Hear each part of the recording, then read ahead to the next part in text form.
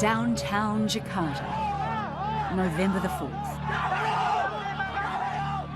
More than 100,000 Muslims led by hardline groups take to the streets. After dark, a protest morphs into a riot. With a new dawn, an uneasy calm returns to the same streets. The question is, how long will it last in a flourishing but still maturing democracy? Jakarta, a city of 10 million people, has arrived at a crossroad. This is the man at the centre of the controversy, the governor of Jakarta, never elected but elevated to a position so powerful it launched his predecessor Jokowidodo into the presidency. The protesters accuse Ahok, as he's widely known, of an age-old criminal charge of blasphemy, of insulting the Quran. That his Christian and ethnic Chinese has only inflamed their anger. 7:30 is granted exclusive access inside his modest campaign headquarters and a rare sit-down interview. How come I want to blaspheme the Islam? I'm not stupid. 85% of my voter is Islam and Muslim. So if it's not blasphemy... I don't know. But... We have to wait for the police decision. Well, should the police be investigating at all? I don't know. I don't know. Or should the police be investigating at all? I don't know. This is what police are investigating. Uploaded on YouTube, seen by millions. Ahok questioning why his opponents use verse 51 of the Quran to argue the faithful cannot vote for a non-Muslim. Maybe in your heart you think you couldn't vote for me, but you're being lied to by using Al-Ma'idah 51. A comment taken so seriously, the governor has been named as a suspect, cannot leave the country, and is now at the mercy of the Indonesian court system. I believe I am not guilty. That's why I prefer bring to the court.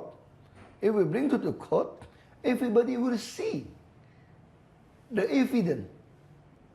Everybody will see the video, and people will realize. So this is political? Yeah, I believe this is. That's why I need to go to the court to prove this is political, not a law. And who's funding it? I don't know. We don't know. But I believe the president now have the intelligence. I believe they know. This is not easy. You send more than 100,000 people. Most of them, if you look at the news, they said they got the money, 500,000 rupiah.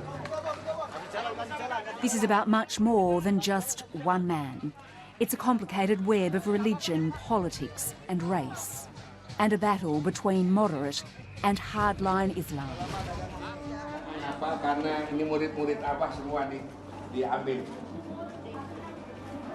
Abu Jibril leads Majelis Mujahidin, a radical Islamic group which played a key role in the November 4 protest.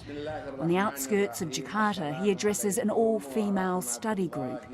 The message for now is clear and focused. The Prophet and the Quran were insulted by an infidel whose name is Ahok. I'm going to read you the verse so you understand why an infidel can't be a leader for people of faith. All Muslims, don't you make the Jews and Christians your leader. They can be leaders for their infidel community. Whoever amongst you makes an infidel your leader, then you'll be included as an infidel. We interviewed the governor, Ahok, yesterday. We interviewed him. He says that your protests are politically motivated, nothing more, that the protesters were paid 500,000 rupiah to turn up. Is that correct? God said that infidels are liars. Infidels are hypocrites and liars. If Ahok really said that, he can be sued.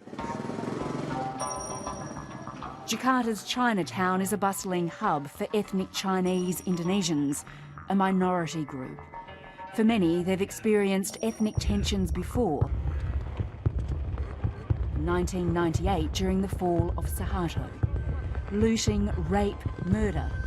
They thought they'd left those days behind. Efeknya lah, ya, I felt anxious, a bit afraid, but I don't want to say anything about politics. We don't want to be in the spotlight again.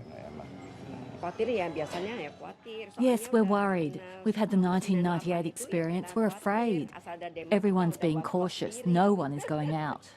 57-year-old Santoso Kuniadi was there in '98. His business looted. His family feared for their lives. In Jakarta's Chinatown today, his clothing business thrives, but he can't hide his worry. The extremists have been given an ultimatum. We are brothers, all brothers, so what's the point of fighting each other? The point is that if the extremists pass through here, don't bother them. They only pass through, there is no harm in it. But if we do bother them, they'd be angry, saying, "This is not your country." Ahok has support beyond his fellow ethnic Chinese. He's popular among moderate Muslims too, seen as an anti-corruption campaigner, ridding the city of slums and trying to tackle the imperfections of a chaotic capital. He believes their support will take him all the way to the top. I believe this is a status quo. The corruptor strike back against me because I got too many corruption in this city administration. And they're afraid. Maybe one day, when they call it a minority in question mark, could be elected as a president, that means we accomplished the roof, the topping. Is that your end aim? Your end aim to be president? What do you think about a Christian maybe one day being the president of Indonesia? If Ahok doesn't get the punishment he deserves, not according to the demands of Muslims, then Muslims will get angrier. And when they get angrier, we don't know what will happen.